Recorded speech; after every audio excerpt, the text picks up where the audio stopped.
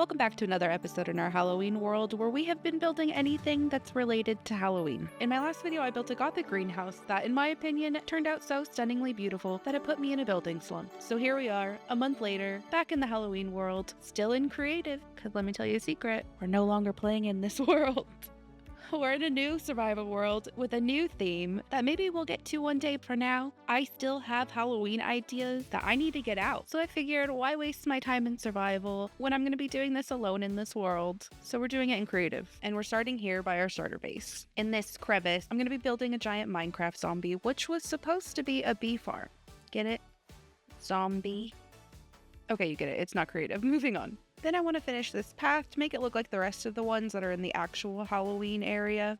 So we're going to bring a bunch of pods over. I'm going to paste in a bunch of trees that I've built. And then to wrap it up, we're going to be cleaning up the front of this churchyard. We're going to add in another graveyard so I can keep my promise of a tombstone per death. And then we're just going to paste a whole bunch more trees inside the original graveyards so everything could feel kind of as one.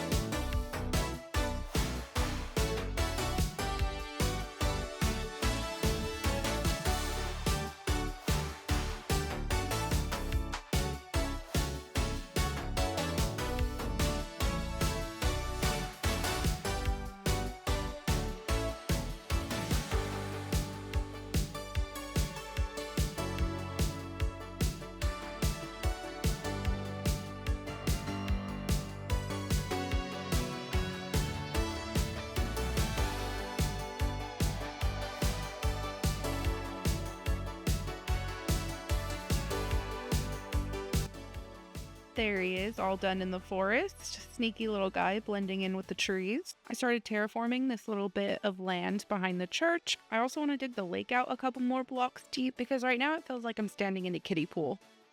Even though I don't need a bee farm anymore, I still want to know if my idea of having bees come in and out of the zombie's mouth would have worked. So I'm just gonna do some easy testing right now.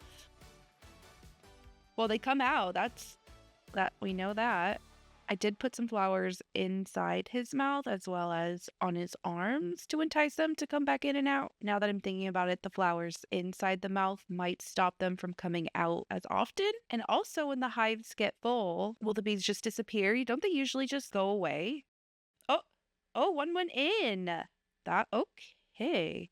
That's what I wanted to know, if they would go back in. My other thought was I wanted an actual bee farm in the body of the zombie, and its head was the ones I was going to let loose. And I was thinking, I don't know if any of this is possible, this is just my thoughts, to try to make it work out, but I was thinking having maybe a daylight sensor on top of the zombie's head that would maybe open and close the zombie's mouth. So during the day it would open, the zombies could come out. Hopefully at night, this is my other thing, is I was thinking maybe there's a way to automatically shear beehives when they get full. So I'd have campfires, we'd shear them, they'd become empty again, and maybe that would entice the bees to go back into the mouth. And then at night I can have the daylight sensor close the mouth. Those were just thoughts. I don't know if they would work. Maybe after everything's wrapped up, I'll come back and play around with some farms to see if those would have worked, because it sounds cool. It sounds kind of cool. I just don't know if it would have worked. I'm not quite finished with the zombie yet, but I have been distracted by cleaning up where we were originally keeping all of our bees and beehives.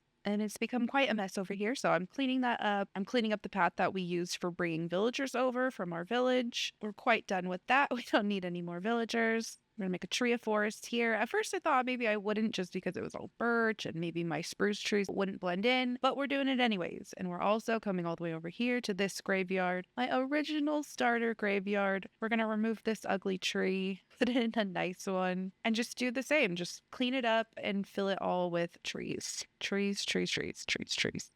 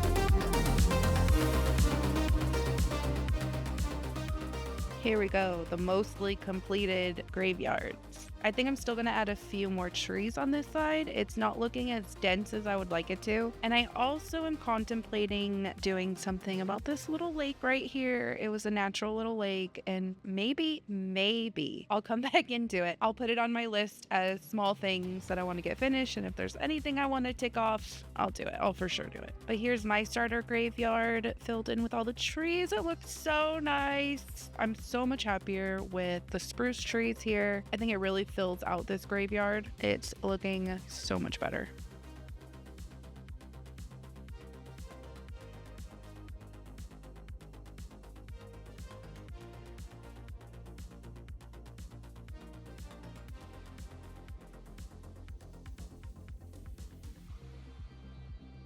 Back at the church, there's still a few things that I want to do. Something in the front here. I don't know if I want to do the same podzol path that I've been doing in the Halloween area because this is a little bit of a nicer church. I think I want to keep it a little bit more green, so maybe I'll just plant a bunch of trees in the front. For now, it'll stay like this. The right entrance is to take you to the Halloween path and the zombie. And then here we have a very structured graveyard. I didn't want it to be as relaxed as the starter graveyard. I wanted it to be a little bit neater because it was right next to the church. Then I have this side exit that goes to the back of the church and which will also take you to the courtyard that has our nether portal. But I'm kind of at a loss for what I'm gonna put back here facing the lake. I don't know if I want more trees. I kind of like the view of the lake. So I'm at a little bit of a loss. If anyone is watching this far into the video and has any ideas or thoughts, I would love to hear them. Going back into the graveyard, towards the back, we have our exit, which will take you to where eventually I'm going to paste in a schematic that Sarah built quite a while ago of a dragon skeleton. And that's going to be put on top of the railroad that's going into the tunnel inside of the mountain.